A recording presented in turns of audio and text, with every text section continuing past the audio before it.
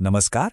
आज हम एक खास आयुर्वेदिक सप्लीमेंट की गाइड को समझने वाले हैं जिसका नाम है थंडर ब्लास्टर्स। तो चलिए देखते हैं कि इसमें क्या कुछ बताया गया है।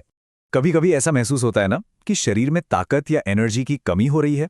बहुत से लोगों के साथ ऐसा होता है। और जानते, यही वो सवाल है जिसके इर्द गिर्द ये पूरी गाइड घूमती है। और ये प्रोडक्ट इसी समस्या के समाधान का एक दावा करता है। तो चलिए सबसे पहले ये जानते हैं कि आखिर ये थंडर ब्लास्ट रस है क्या।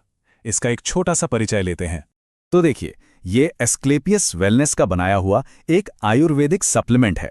और गाइड के मुताबिक इसका जो मेन काम है वो है शरीर की ताकत, स्टैमिना और इम्यूनिटी, यानी रोग प्रतिरोधक क्षमता को बेहतर बनाना। अब जो सबसे दिलचस्प बात है वो ये है कि इसमें डाला क्या क्या गया है। चलिए इसकी मुख्य सामग्री और उनके गुणों पर एक नजर डालते हैं। यहां लिस्ट पे नजर डालें तो इसमें कई नेचुरल चीजों का इस्तेमाल हुआ है। एक तरफ तो एलोवेरा और दालचीनी जैसी जानी पहचानी चीजें हैं, तो दूसरी तरफ मोती भस्म और वज्र भस्म जैसे पारंपरिक आयुर्वेदिक तत्व भी शामिल हैं।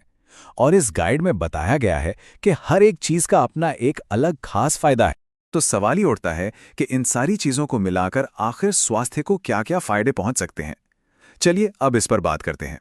गाइड में इसके 4 बड़े फायदों का जिक्र है। पहला, ये शारीरिक कमजोरी को दूर करने में मदद करता है। दूसरा, ये इम्यूनिटी बूस्टर की तरह काम करता है, मतलब बार बार बीमार पड़ने से बचाने में सहायक हो सकता है। तीसरा, इसे पुरुषों के स्वास्थ्य के लिए भी फायदेमंद बताया गया है। और चौथा, ये नसों से जुड़ी कुछ समस्याओं में भी सपोर्ट के तौर पर काम कर सकता है। ठीक है, फायदे तो समझ आ गए, लेकिन अब सबसे जरूरी बात, इसे इस्तेमाल करने का सही तरीका क्या है। गाइड में इसके बारे में भी साफ साफ बताया गया है। इसका इस्तेमाल काफी सीधा साधा है, बस 3 बातें याद रखनी है। पहली, इसकी डोज यानी दिन में 2 बार 15 से 20 ml लेना है। दूसरी, इसे थोड़े गुनगुने पानी के साथ मिलाकर पीना है। और तीसरी, और ये भी जरूरी है कि इसे पीने के लिए कांच के गिलास का ही इस्तेमाल करें।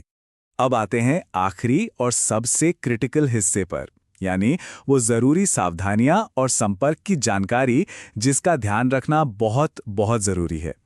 देखिए, इस गाइड में एक बात बिल्कुल साफ लिखी है कि गर्भवती महिलाएं और ऐसे लोग जिन्हें कोई गंभीर बीमारी है, उन्हें डॉक्टर से पूछे बिना इसका सेवन बिल्कुल नहीं करना है।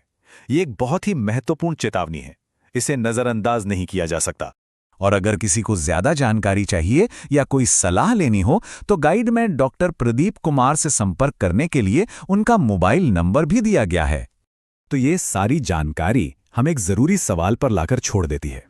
जब बात सेहत की हो तो किसी भी सप्लीमेंट को चुनने से पहले सही जानकारी हासिल करना कितना जरूरी है।